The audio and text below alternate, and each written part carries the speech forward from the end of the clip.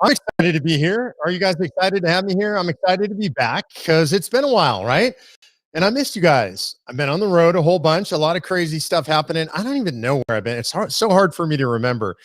This year already, Idaho, Wisconsin, South Dakota. Where else? God, I mean, it's just been all over the place. Oh, Montana, lest I forget Montana. And I'm feeling right now here in Austin, Texas, a lot like I might be in South Dakota or Montana because I think it's about 17 degrees outside. It is cold. All the trees have been covered with ice for 3 days now. Literally icicles. I'm not used to this. Remember, I moved here from California. It snowed but we didn't get icicles in the trees. Everything's iced over. The trees are cracking. It's crazy out there. And tonight, it's supposed to be down to 7 degrees and snowing. So, yeah, pray for us here in Texas. I know a lot of you across the country, you're getting the same kind of stuff. So I'll be praying for you guys too. Keep the power on, stay warm. And I got to say, God bless men and women in our natural gas industry, right? God bless the men and women who drill for oil in this country. God bless the energy producers, because otherwise the rest of us would all be freezing our what's off.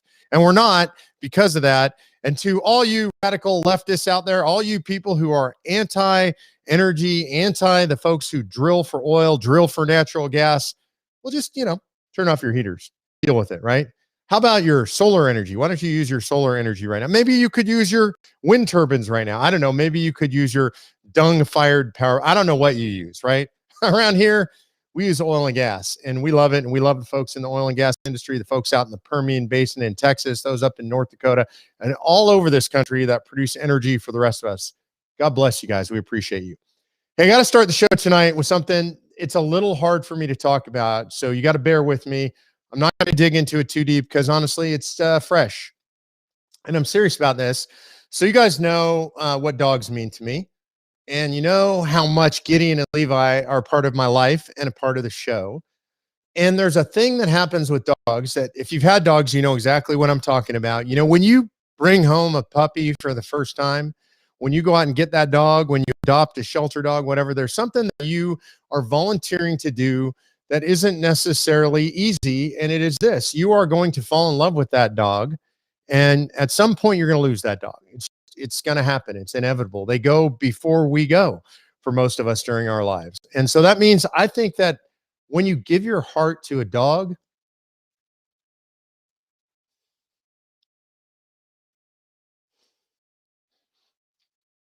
I swear I was going to hold it together. When you give your heart to a dog, you give with reckless abandon. That is loving with reckless abandon, because it's going to hurt at some point. And this week, we put Gideon down.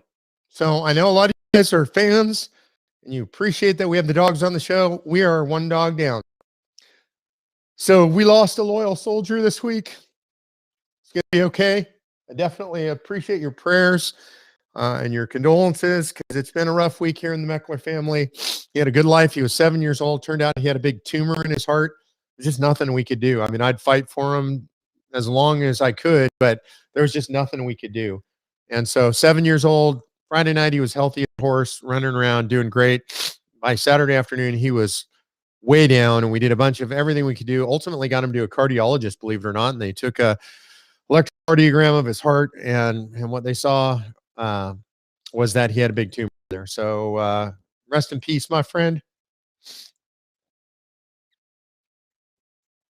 I'm going to miss him. I know you guys will too. All right, that's about all I can do on that. I apologize, guys. I swore I wasn't going to lose it, but I just can't keep it together. So anyway, we'll have more on that maybe at some point. But Gideon's gone. Levi lives on. He's still here. He'll be back. He's hanging out in the living room tonight. He's a little bit not himself too, but that's what happens. All right, let's move on to the news. We had this week Impeachment Madness, right? You watched it? I hope you didn't watch it. I didn't watch any of it. I was not going to give these two eyeballs to that fiasco, that circus, that show, that slice of ridiculosity. Yeah, I know it's not a word, but I wasn't going to watch it. I wasn't going to give it any credibility by watching it. It was an asinine clown show, and that actually is insulting to clown shows. In my opinion, it was unconstitutional. I know there are some, even conservatives, who disagree with me. I don't think it's constitutional to have a trial of somebody who's no longer a sitting president, because impeachment is a methodology intended for the removal of somebody from office. And obviously, President Trump was no longer president. He was no longer in office. He couldn't be removed. I think that you watch the Democrats, the managers, the House managers that ran this thing. I saw headlines. I saw some of the clips. I didn't watch it. They beclowned themselves. There was one video montage that was played, which I thought was extraordinary, which was basically every leading Democrat in the country saying all of the words and much worse, frankly, than President Trump had said out on the mall on January 6th. And so, frankly, President did not incite violence by any legal standard. He did not incite violence specifically or factually. And in fact, he told people to protest peacefully. And this is just absurd and obscene and offensive and very, in my opinion, completely destructive to our system, to our republic, because we're no longer following the rule of law. We're just doing whatever the Democrats want to do. It's offensive, it's obscene, it's ridiculous. And again, I think the most important thing to remember is it's destructive to the republic. When we don't follow the rule of law, it destroys the republic. You know, and the Democrats talk about unity and unifying, and what they mean by unity is I'm going to put my boot on the back of your neck on the ground while you kiss the pavement and you agree with everything I say, and then we will be unified. And here's what I'm going to say to that. Never. Never. Is that clear enough? Never, never, ever, never will people like you and me surrender to this kind of stuff. We will not surrender. That's not the kind of country we're going to live in. I'm not going to go along with the madness. I'm not going to go along with their political madness. I'm not going to go along with their socially, politically correct madness. I'm not going to go along with their cancel culture. I'm going to continue saying what I believe, and I think you guys are going to do the same. And you're going to do it with me, and I'm going to do it with you, and we're going to stand side by side, and I don't really give a damn what they try to do to us. You know what they're going to try to do to us, right? They're going to try to cancel us. They're canceling people off Facebook. The walkaway movement, my friend Brandon Straka, they got canceled off of Facebook, over 500,000 members, zero evidence. Why? Because Brandon was at the January 6th event. That's it. It's offensive. It's obscene. It's censorious. And I will never take a knee to it. I will stand strong and I will push back against it as hard as I possibly can. And I hope you'll continue to join me in doing it. And that means you have to be bold. You have to be willing to speak the truth. When your relatives say some woke nonsense, you have to be willing to speak up. When your employers try to impose woke nonsense, you have to organize with other employees who are willing to fight back and speak up. When institutions, banks, grocery stores, retail chains do a bunch of woke nonsense, we have to be willing to push back, take our spending power away. I'm looking for a new bank right now. Chase has become a woke institution. It's frustrating to me. I'm not interested in it. I have a couple other banks lined up. I'll tell you about them soon. I'm going to go to banks that support our values. And by support our values, I want to be clear. I'm not looking for a bank that's necessarily conservative. I'm not looking for a bank that issues conservative messages. I'm looking for a bank that stays the hell out of politics. I'm looking for stores, for automobile companies, for beer companies that stay out of politics. Just leave us alone. Make good products. Provide good services. Let us make you rich because we want to patronize you, because we want to buy the thing you make, because your products are good or your services are good. That's the place where we want to spend our money. I'm not asking you to be conservative. I'm not asking you as an institution or a business to support conservative causes. I'm telling you, get the hell out of politics. Get the hell out of social issues. Leave us alone. Because if you don't, we're going to pull our spending power. And I know what you're going to do. You're going to continue to conspire with the radical left in America, with the Democrats, and you're going to attempt to cancel us. It's not going to work. This is a fight you can't win. We're going to win. I'm going to show you an example of what's happening out there and how we're going to win. You guys have probably heard the story, right? About Gina Carano. She's the Mandalorian co-star. This is a Disney series. By the way, very good series, which I watch. It's got damn woke for me, and I don't watch it anymore. I canceled my Disney subscription because it's just too woke. I'm not interested in all the stuff pushing on our kids and pushing on us. But I got to say, it was a good series. Probably the best of the new Star Wars. And so I was watching it. I stopped watching it. Well, They canceled Gina Carano because of some social media posts she made. And by the way, nothing outrageous. Social media posts that said things like, we need to look into all the election fraud, make sure the elections are clean so that we can all have faith in the election system. Things like we should have voter ID. Nothing outrageous, right?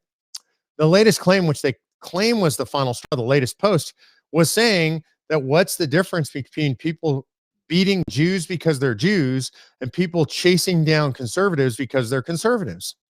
Now, I'll be honest with you, I don't like comparisons to the Holocaust. I think they're generally a little bit overwrought, a little bit inflammatory. I'm Jewish myself. A lot of you guys know that. I'm a Jewish Christian. And so I don't like those kind of comparisons, but she's well within her rights to say it. It's not outrageous. It's actually true, right? When people can be singled out and dehumanized and unpersoned because of their political beliefs, that's a very, very dangerous thing. And it is not a bridge too far to compare that the way she did. I might not do it that way, but it's certainly not cause for somebody losing their job or their career. So Gina Carano gets canceled, right? This is what happens. It's really unfortunate. It's really frustrating that this goes on. But was she really canceled? What's really going to come out of that? I mean, and I think if you look at what's really going to come out of it, I think something extraordinary is going to come out of it, because immediately the Daily Wire reached out to Gina Carano and they've made a deal and she's going to make movies with them. So is she really canceled? Is she really? Seems to me what happened to Gina Carano is she is part of what we've been talking about here on the show, the great decoupling, right? We're going to build our own culture. We don't need their culture. We don't need the debauched, degraded, disgusting, defiled, evil culture of the radical left in America. We don't need that. We can build our own culture. We can make our own great movies. I'm a big fan of what Daily Wire is doing in the culture. If you haven't seen their first movie that they financed, Run, Hide, Fight, incredible movie, really enjoyable, kind of thriller movie, really real, really raw, really gritty, 93% approval rating on Rotten Tomatoes by the fans, not by the critics. The critics are a bunch of woke snowflakes who hated it, but the fans loved it. I watched it right when it came out. It was incredible. You should watch it too. And now Gina Carano will be making movies under the Daily Wire banner. So what are we going to get out of that? Was she really canceled? No. She's going to be elevated. I'm going to love her. You're going to love her. She's going to be a bigger star than she ever was. And we're going to get some great culture from it. And that's what should happen. And this should be a lesson to you. This is really important. If you stand, it might be scary. If you stand, there might be a price to pay. There might be. You might lose your job. You might lose some friends. You might lose family members who won't talk to you anymore. But you'll feel good about yourself, and people will rally around you. It happens. You know, my son's in law school. He had this happen last 6 months ago or so. He wrote an article about some of the woke stuff that was coming to his law school. He got attacked viciously on his campus by a bunch of people. But a bunch of new people in the conservative community rallied around him, thanked him for writing something, thanked him for standing up, and he's got a great group of friends that come out of that. When you stand, when you step into the firefight, other people admire it and they'll join you. The question is, how many of us are willing to do it? Are you willing to do it? Are you willing to lead? Are you willing to take a risk? What's it worth to you?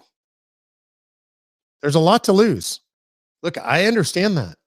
Right? There's risk. And I'm not telling you, you have to take that risk. You have to calculate that risk in your own life. I'm telling you, if not enough of us take that risk, we're not going to save the country and we're not going to save the culture. What's going to save it is when more and more and more and more of us push back, because these radical woke leftists, it's not the majority. Frankly, it's not even the majority of Democrats. Most Democrats today say they feel unsafe expressing what they actually believe. So the vast majority of the American public is like you or me. They want to be able to express what they believe without worrying about being canceled.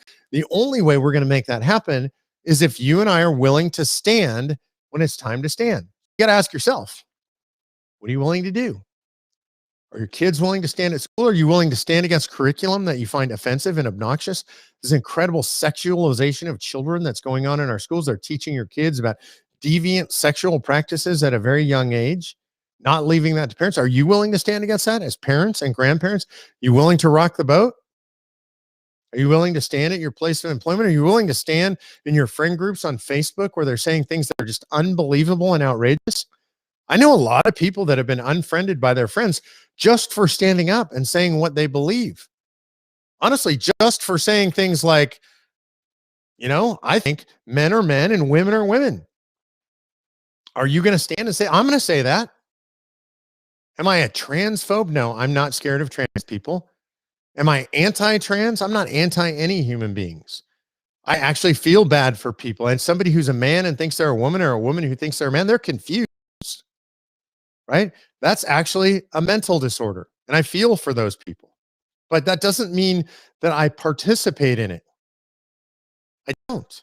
It's not right. It's not real. It's not reality. Men are men and women are women. And you might get canceled for saying that. I'm sure there will be people who watch this that are going to be insulted that I said that. But I'm going to say that. And by the way, if you disagree with me on that point, if you think gender is fluid and whatever you might think about 57 genders or whatever, I think you're wrong. I disagree with you, but I would fight and die for your right to say that stuff.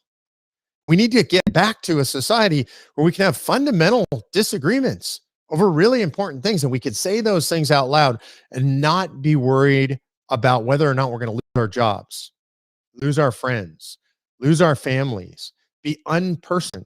That's what's going on in America, unpersoning. And unpersoning is highly dangerous. It's dehumanizing. When you unperson people, it leads to persecution. We can't let that happen in our country. So I'm going to stand and I am going to fight against that stuff. Right now, I feel like we're living in almost a dictatorship. Oh, I know. People are going to say that sounds so radical. A dictatorship, Mark? I mean, we're free to vote. Really? Like, how'd that work out? Right? A dictatorship, Mark? Really? We still have Congress and the courts and the president. Really? Because the last I looked, I think we have almost, was it 57 executive orders? I mean, we literally, this country is being ruled by one man by executive fiat. Now, I do question whether it's one man. I actually don't think Joe Biden has half an idea what's going on. Is it Kamala Harris? Is it a whole group of people behind him? I mean, there's actually videotape of him saying to one of the executive orders, I have no idea what I'm signing, and they just tell him to sign it anyway. But we're living under essentially a system of governance where we have a king who is signing by fiat all this stuff into law, and we got to rein that in. That can't be allowed. We have a Congress, both houses, not playing by the rules. Impeachment, that's not an impeachment. Was that a real impeachment? Ask Chief Justice John Roberts, who is required to preside over impeachment trials. He refused to participate. It's not an impeachment. It's a sham. So what does that mean for Convention of States? I talked to you guys, obviously. I'm the founder of the Convention of States Project, co-founder with Mike Ferris. What does that mean for COS? It means now more than ever. How much clearer can it be? Do we not need to take the power away from the federal government? Do we not need to take the power away from Washington, D.C. and return it to the people? There are people who watch this who will say, oh, it's so scary, Mark. We could have a runaway convention. What in God's name is wrong with you people? Are you not watching the news?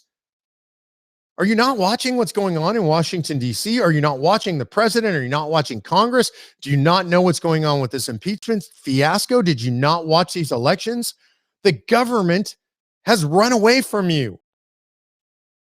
It's gone. It's run away. Do you not understand that? You're worried about a runaway convention. They might change the Constitution. They're destroying the Constitution right now, today. So if you're one of those people and you're like, Mark, it's too scary, you should watch Washington, D.C. and be scared. Put your faith in the American people. Put your trust in the states. It's better there than it is in Washington, D.C. I've been in 48 states. I've been in the legislatures in most of those places. I know. Trust me. Don't trust D.C. If you're against Convention of States, you are for Washington, D.C. If you're against Convention of States, you are for the Marxists running Washington, D.C.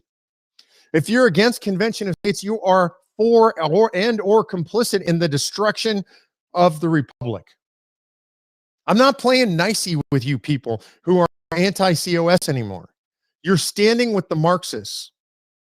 You're not just on the wrong side of history. You're standing with evil people who want to destroy the Republic. History will remember, one way or another. Do you really want to be the people that stopped this? In 1982, our outstanding federal debt was $2 trillion. And some of you same people were standing against a balanced budget convention back then. Thank you. Because we're almost $9 trillion. We'll be over $30 trillion here shortly. So thank you personally, those of you who stood against the balanced budget amendment back in the 1980s for 28 trillion in debt. Thank you for destroying the future economic success of this country. If you are against the Convention of States right now, you are destroying the country. I'm sorry. I know that's harsh. I know it's direct. I know a lot of you aren't going to like that I'm saying that. I'm sorry if you don't like it. And if you have friends that are in this position, oh, I don't know, I'm so scared of the Convention of States. You're not scared of DC. What is wrong with you? You've got to say this directly to your friends. You've got to let them know they're in bed with the Marxists. They're in bed with the 230 groups that are opposed to Convention of States. Leftist groups, Daily Cause, Code Pink, MoveOn.org, the big giant unions, all opposed to Convention of States. Planned Parenthood, opposed to Convention of States. If you're opposed to Convention of States, you stand with all of those people. It's time to pick a side. It's time to pick a side. Which side are you on? Do you want to preserve the republic? Do you want to take the power away from DC? Or are you okay with the status quo? Are you okay with the Marxists who are in charge of Washington, DC? I'm not okay with it. I'm not okay with it. And I'm going to stand against it. I'm going to fight against it. I'm going to give my life to fight against it. I'll do whatever it takes to fight against it. And I know that most of you who are watching tonight feel exactly like I feel. That means you have to be in the fight. If you're not already, you go to conventionofstates.com, you sign the petition, you click on the take action tab, and you volunteer. It's not enough to sign the petition. I appreciate if you do. It's not enough. You got to volunteer. You got to be in the fight. You got to be willing to be in the fight with me. I know a lot of you are. 5 million of you so far are part of this organization. We need millions more. 30 million more. That's my goal. 30 million more. If there are 5 million, if each of you gets 6, there we go. We made it. 35 million, right? We can do that. You can do that. So I need you in the fight. If I sound fired up tonight, I am. I'm going to fight, and I'm never going to stop fighting. I didn't mean to come to this fight. I didn't even mean to be engaged in politics. I'm not a guy that ran for office. I never intend to run for office. It's not what I want to do. I didn't want to be here on a video talking to you. I wanted to hang out with my kids and my dogs and my wife, but I felt called. Have you ever felt called? Most of the grassroots activists I know, they feel called. They don't say, oh, I just decided I wanted to get involved in politics. They feel like I felt like I had to do something. That's how I felt. That's how I felt 11 years ago when I got involved. I got to do something. I got to get involved. I don't know what to do, but I got to figure out what to do. That's how I felt. I felt called. You know, there's a reason that Gideon, my dog, was named Gideon. I went to Israel and I saw Gideon's spring. If you know the Bible story, Gideon raises a mighty army. He's asked by God to raise a mighty army, right? And he's asked to raise this army. And what he says when he's asked is, me? Are you kidding? I'm a coward. I'm nobody. I'm nothing. I'm actually threshing wheat in a wine press, like a ridiculous thing to do because I'm such a coward. And God said, no, yes, you raise a mighty army. And he did. Trials and tribulations along the way. He did. He ultimately did. Raised an army. And then God culled that army down to 300 men, 30,000 to 300 men. Gideon's 300. Why?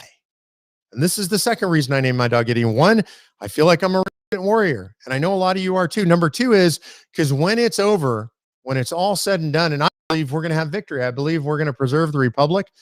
I don't get any credit. It has nothing to do with me. All the glory belongs to God. That's why I named my dog Gideon.